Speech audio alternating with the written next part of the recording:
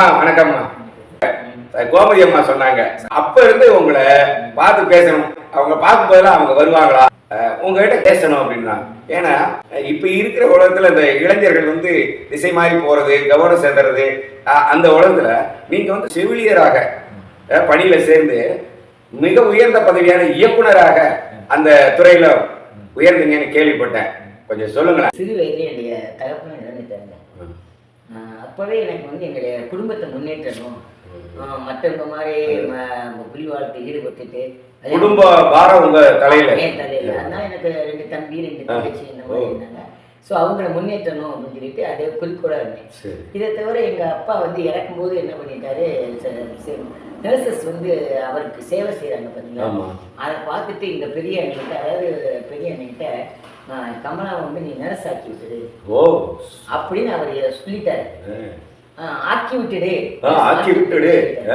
சரின்னு எனக்கு வந்து அப்பா எனக்கு 17 வயசு முடியல. எங்கள் அப்பா இருக்கும்போது எனக்கு 15 வயசு. அதில் அப்போ முதல் இன்டர்வியூ போனேன். 17 வயசு முடிஞ்சாதான் சொல்லி செலெக்ஷன் ஆகலை. 17 வயசுக்கு இன்னும் 6 மாதம் இருந்துச்சு. அதுக்கு பிறகு மதுரையில் அடுத்த இன்டர்வியூ வச்சுல செலெக்ஷன் ஆகிட்டேன். ஆகிட்டு என்னை கோயம்புத்தூரில் போட்டாங்க. ஸோ அதில் இருந்து அப்போ இருந்து எனக்கு ஸ்டைஃபன் வாங்கினா கூட எங்கள் வீட்டுக்கு நான் பண்ண மாட்டேன். அந்த கல்வி என்ன? அந்த கல்வி nursing, diploma in nursing. Diploma nursing 2 ஆண்டு. 3 ஆண்டு. 3 ஆண்டு. அப்போ 3 ஆண்டு. அப்போ நான் எனக்கு வரைக்கும் ஸ்டைஃபண்ட் 85 ரூபா கொடுப்பாங்க. அப்போ நான் வீட்டுக்கு அதை உதவி பண்ணிட்டு இருந்தேன். எங்கள் அம்மா செய்யணும், தங்க எங்கள் அக்கா எல்லாத்துக்கும் நான் என்னால் முடிஞ்சதை நான் பண்ணிகிட்டே இருந்தேன். அவசர சாப்பிட்டேன். அதுக்கு பிறகு நான் நர்ஸ் ஆகிட்டேன். இப்போ திருமங்கலத்தெல்லாம் போஸ்ட்டுங்க. அதுக்கு பிறகு வாழ்க்கையில் என்ன முன்னேறணும்னா அப்போ நர்ஸாகவே இருக்கக்கூடாது. எங்கள் டியூட்டர் ஒருத்தர் சொல்லுவாங்க, நீ கடைசி வரையும் நீ பெட் பேன் தான் தூக்குவே மற்றவங்களை சொல்லுவாங்க.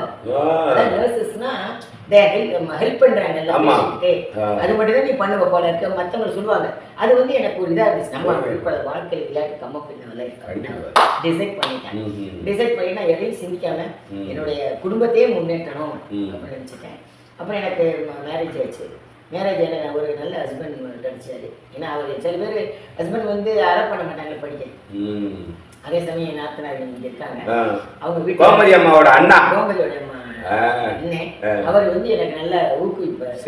அவர் தான் என்னை அவர் தான் அவருடைய சம்மதத்தில் நான் படித்தேன். நான் அப்போவே பாட்டு டான்ஸு எல்லாத்தையும் நான் தான் ஃபஸ்ட்டு, எல்லாத்துலேயுமே நான் தான் ஃபஸ்ட்டாகவே இருப்பேன். அப்புறம் நான் படித்தேன். அதுக்கு பிறகு இப்போ கல்யாணம் தான் படித்தேன்னு வச்சுக்கிறேன். பிஎஸ்சி நர்சிங் படித்தேன்.